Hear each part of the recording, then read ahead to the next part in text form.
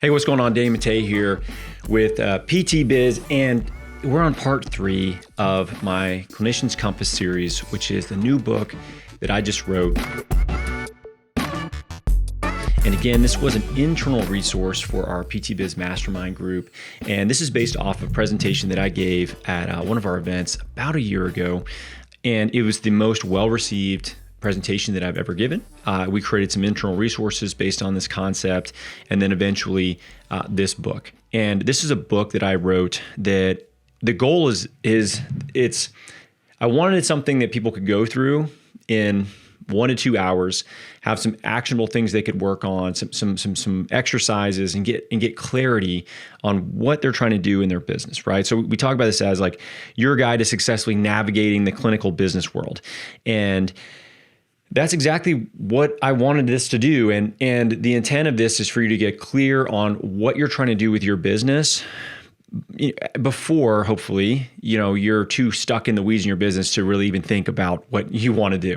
And if you're listening to this and you're a busy clinician, the reason that I made this so succinct and short, and I cut a bunch of stuff out, was because I know that you're busy, because I'm busy. And some of the most impactful books that I've ever written are ever read, I should say, are short, and they're like to the point. They help me gain clarity on something specific. So that's why I wrote this. But there's 3 parts that we talk about that are essentially races that you can pick to run in the business game, right? Like imagine business as a big game, but you get to run and you don't know what the finish line is. You don't know which direction you're supposed to go. You have to decide those things. So you have to know where you're trying to go first to know when you end up in the right place, right? And you have to gain clarity on that.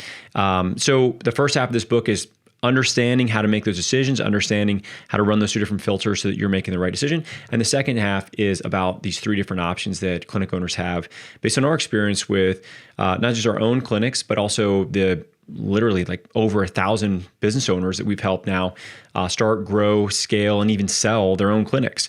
So we've gone over the lifestyle practice, which is the first variation, the autopilot practice, which is the second, and now we're going to talk about the home run clinic. So the home run clinic, this is one that, I'll be honest, we have the least amount of direct experience with, because this is not, when I sold my practice, I would consider my practice an autopilot practice. It was a good size autopilot practice, but it wasn't a home run clinic, right? A home run clinic to me is multiple locations, at least 3 to 10 million, if not more, in top line revenue, and you sell at a big multiple. The whole point of a home run clinic is a massive financial exit.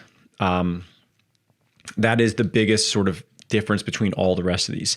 It's the scale, the speed at which you get there, the size of the business, and then the enterprise value, the actual value of what the clinic is worth, is significant in comparison to autopilot practice, or obviously definitely a lifestyle clinic. So the home run clinic is all about that big exit, okay? And in order to get there, there's a number of things that you have to do. So number 1, yes, you're gonna have to get pretty damn big, right? I think at a minimum, you need to be at $1 million of net profit. So for most clinics, like if you're very profitable, you at a minimum have to be top line revenue $3 million. It's probably going to be closer to 4 for a lot of people to get to $1 million in net, because you have to keep in mind, you have to do this, and also you can't be the one doing everything, because for you to grow fast enough, for you to have a big enough team, you're going to have to incorporate other people that are in these sort of like leadership positions, these secondary positions, maybe not what you're doing, which is really running the business and casting the vision and doing big business development things and, like actually driving that. But you're going to need people like a director of operations. You're going to need a marketing director. You're going to need clinic directors, because you're going to have multiple clinics in order to do this. And you need multiple clinics, because multiple locations increases the value, the multiple that you get, because if you show that your business model works in one place, it's not as valuable as you showing your business model works in 6 places, in 6 different markets, with 6 different clinic directors, because that means you don't have a unicorn location. And if somebody wants to buy something that they think they can really scale and continue to scale after they buy it from you and then sell for even more money one day, that's what they want to see. They want to see that this works in more than just one location, right? So in order to do that, you're going to have these mid-level leadership positions. You're going to have clinic directors. You're going to have to take on debt. So you're going to have to get comfortable with more risk. So debt, either that's from debt from borrowing money or that's debt from taking on investors. And that dilutes your equity that you have in it, right? So it depends how you want to do it, but you're going to need cash to try to accelerate growth quickly. That means you're going to have to put cash into standalone locations. You're going to have a very strong brand that you've invested in, that is consistent, that is, authentic, that's going to take probably a lot of time, effort, and money to work with people that can help you develop what that brand looks like and maintain the brand consistency through different locations, through your website, through social media, and investors will see that as something that brand has a lot of power in it, that it can potentially grow. And one of the first things you're going to have to do, if this is what you want to do, is work your way out of clinical care as fast as you can. I mean, the fact is, if you're trying to grow a $10 million clinic that you can sell, for an 8-figure exit, multiple 8-figure exit potentially, depending on, your valuation, you can't do that and treat patients at the same time, unless you have like a bunch of partners. But in most cases, you treating patients is going to be probably the lowest exchange of value that you have versus if you look at that, let's say you can generate $200 an hour treating patients. Well, what if you can increase your hiring pipeline and get more talented people into the business as you're continuing to grow? What if you can really drive acquisition of new patients and improve sales systems and marketing systems and every little component piece of, the funnel that you have, the back end of the business, retention, different business models that you have that can improve, generation of income per provider. Like, the value of that is exponentially higher than $200 an hour. That could be tens of thousands of dollars an hour of the income to the business that's generated by you doing that very unique skill effectively. Maybe it's you networking with other business owners, meeting investment bankers, meeting people in private equity that then tease up the opportunity for you to have a massive exit, a big sale of the business, right? So you cannot be this sort of player coach if you're trying to aggressively grow something like this, again, unless you have a bunch of partners, right? But in that scenario, it's probably, you probably aren't doing that. And even then, you're still going to have to spend a lot of time on other things. It could only be a small portion of what you're doing. So you have to be okay with the fact that you might be a clinician. You might have gone to school for a long time to be able to learn how to work with somebody and help their, ACL recovery or whatever it is that you're super into. But if you want to have a home run clinic and you want to actually be that person that is driving that forward, you're going to have to make some compromises. And one of those compromises is going to be that you can't be that clinical expert. You need to become a business expert. You need to take your ability to learn, your desire to be world-class at something, and you have to flip that from, ACL return to sport work to now you have to be an expert in the areas of business that you're going to need to know to be able to grow a clinic of this size, a business of this size. So you're now a business owner, aggressively growing business owner first. You are a clinician second, even though you may still have your credentials or whatever. It doesn't mean that that's what you're doing on a day-to-day basis. Now, here's the other big difference between this and an autopilot practice, because there's some similarities. They both have enterprise value. They both can be sold. But an autopilot practice can grow significantly slower and can be significantly more stable than a home run clinic. Because when you look at big exits, selling businesses for a lot of money, there's a lot of factors that go into it. But one of the things that the people want to see is that there's a history of the business growing. Okay. If the business is flatlined, that means it's worth less money than a business that is growing, right? They want to catch that business as it's growing. They want to be a part of that momentum as it continues to grow and scale. And in many cases, the people that want to buy a business like that want to take their external resources, their external expertise, the people that they have, apply it to this business that already has a lot of momentum and grow it even faster, right? That's one of the reasons why people will pay a premium as far as a business is concerned. If it's flatlined, if it's slow growth, it's not going to be worth as much because it's going to be considered more of a cash flow business versus a big growth business, okay? And those are valued differently. That's just the way it is. So an autopilot practice, you could still sell, it's still very, very sellable. It's just going to be a different type of buyer that's interested in something like that. And the multiples of what they're willing to pay are going to be lower versus a business that is growing really, really fast.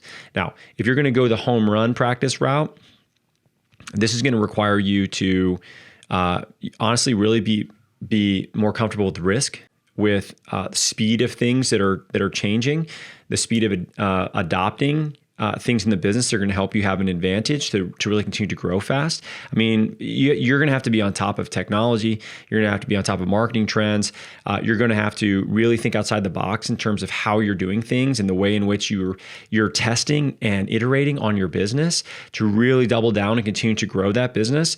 And this is also one of those things where along the way, you're not going to take as much money out of the business as you probably could because you need to reinvest in the business along the way to continue to really grow it, right? So not only are you probably taking on investors and or taking out loans to go that route, to add the speed that you need, but you're also probably not going to pull as much money out because you don't want to hinder the business from the quick growth that it needs to see in order for you to get the maximum multiple at a sale that you could possibly get, right? So the intent of this is life-changing amount of money. Period. It's also, this is also, in my opinion, this is the hardest race of all. Of the three that I'm going to talk about. There's plenty of other things you can do that are probably more challenging in business. But if you're a clinician and this is a clinical business that we're talking about, this is probably the hardest one. And there's some appeal to that, to people that like to do things that are hard. Okay. And it may, the financial side of it might be secondary to you because you just want to challenge yourself with the hardest thing that you possibly can do in the clinical, world when it comes to like a physical brick and mortar practice and really quickly growing that because it's going to force you to develop as a leader, to develop as a business owner, to develop efficiency in how you use your time, how you communicate, your negotiation skills, your finance skills. These are all things that are going to have to elevate significantly in order for you to get where you're trying to go. So if you're looking at skill acquisition and stacking skills, this is probably the most valuable race you can pick, not just financially, but also from a standpoint of your own development as an entrepreneur. So this is the people that are a business owner first, clinician second, or you happen to go to PT school or whatever school you went to, but you're an entrepreneur that happened to go to PT school. Like that's kind of the way that I view myself. I wouldn't have said that 10 years ago, but I definitely am far more interested in the business side of things. And while we may not be running clinics that are brick and mortar clinics right now with the intent of like a home run style exit on a business, we very much are doing so in other businesses that we own. So I can relate to this as far as, is this something that to me, the financial side is appealing in some ways, but I don't necessarily, it's not the driver for me. Like it doesn't really change our life. Like we're in a place where it's not like I need more money at this point. But the appeal to me is the challenge and the person that I have to become, the business owner I have to become in order to be able to grow businesses like this and put our businesses in a place where they can see other people see value in them as private equity or VC companies might want to be a part of those businesses and acquire those businesses. That is a challenge, and that's a box that I haven't checked yet that I actually find interesting and intriguing to be able to see if I can do it. That's the appeal to me. To you, that might also sound appealing. And it might sound appealing for you to say, can I grow, 5-6 clinics at, $1 million plus in revenue at each location with good profit margins and be able to create an entity that functions without me that I can sell one day. And the byproduct of that, there's a monetary byproduct for sure. There's also a personal development byproduct where it forces you to grow. It forces you to challenge yourself. It forces you to level yourself up to whatever it is that you're capable of. And we need challenges to do that. Certain people need challenges to do that. Not everybody. Now, here's the flip side of that, and this is the negative. With this style of a business, it requires a lot from you, more so than a lifestyle practice, and definitely more so a lifestyle practice, and more so than an autopilot practice. You're going to have to really work hard. You're going to have more time. You're going to have, more challenges that you have to deal with. And if you can't successfully do that while maintaining the life that you want outside of, this endeavor that you're taking on, I don't know if it's worth it.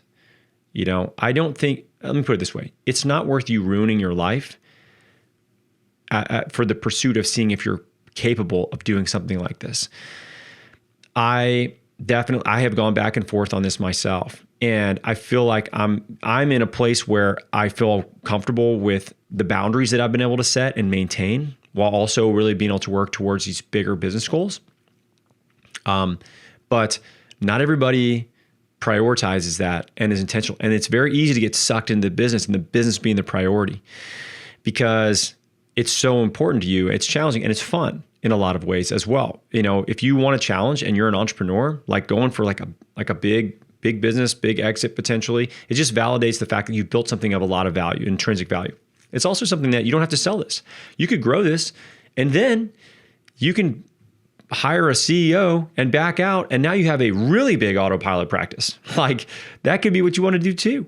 It gives you a lot of options, but of the three races that I talk about, of the lifestyle, the practice, the home run practice, and the autopilot practice, the home run practice is the one that is the sketchiest to do without ruining other things around you, because it's the hardest.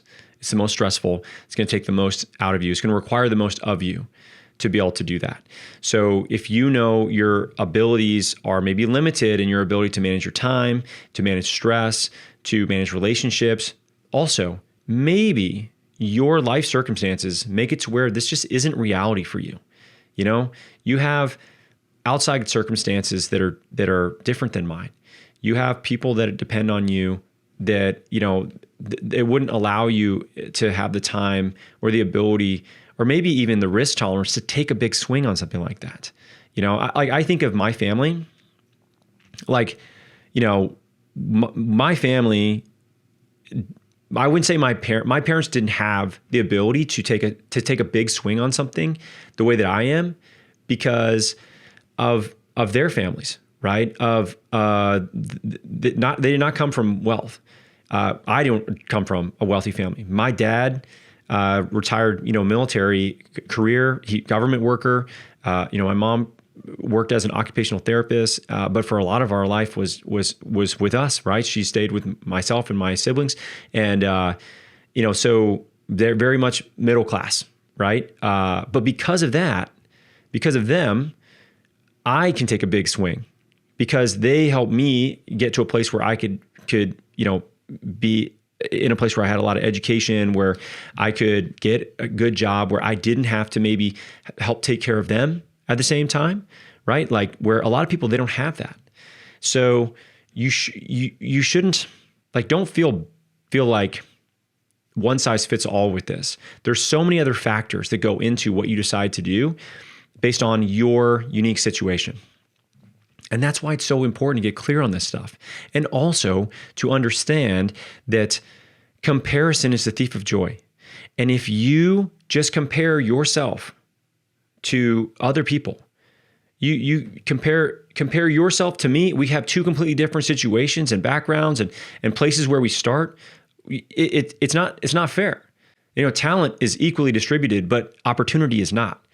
And I think Martin Luther King said that, and it's so accurate, to where we may not have the same start as other people, and we need to be thankful for that. And I very much am. And other people need to be aware that, okay, well, maybe they can't take as an aggressive a swing because they don't have a safety net. So for them, maybe it's a lifestyle practice makes the most sense because they know they can generate income. It's the lowest risk, or maybe an autopilot practice, whatever. I'm just saying your unique situation goes into this as well. And if you compare what other people are doing without actually knowing what their background is.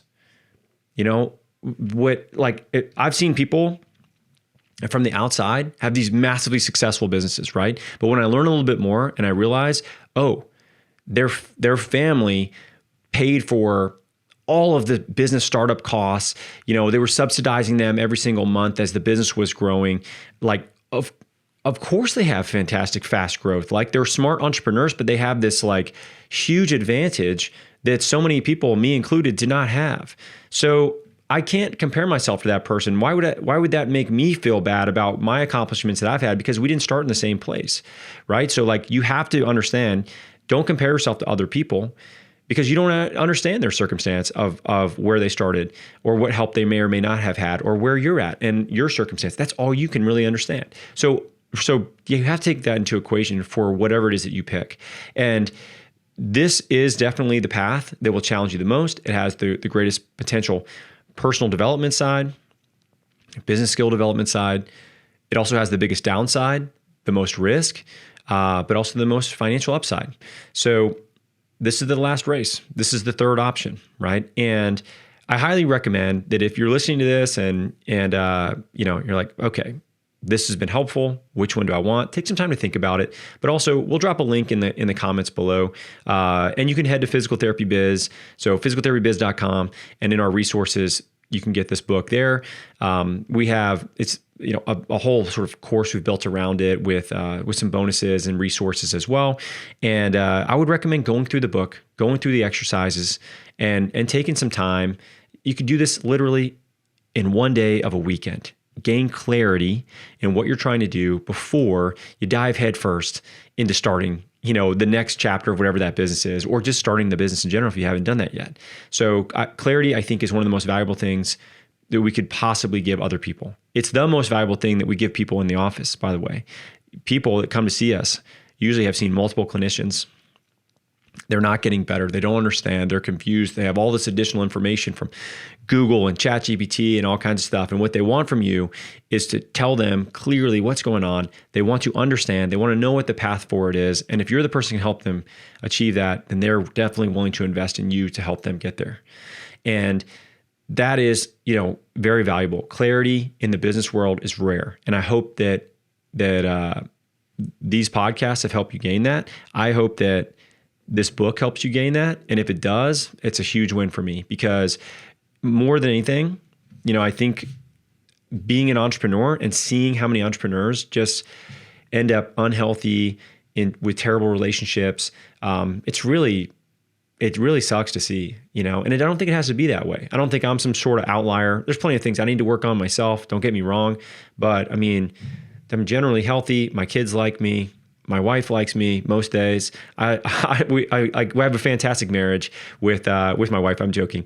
We've been married for almost 20 years, for God's sakes. Like, we were babies when we got married, and we're still going strong, you know. And I don't think that the average person has that, you know, that's in the entrepreneur world.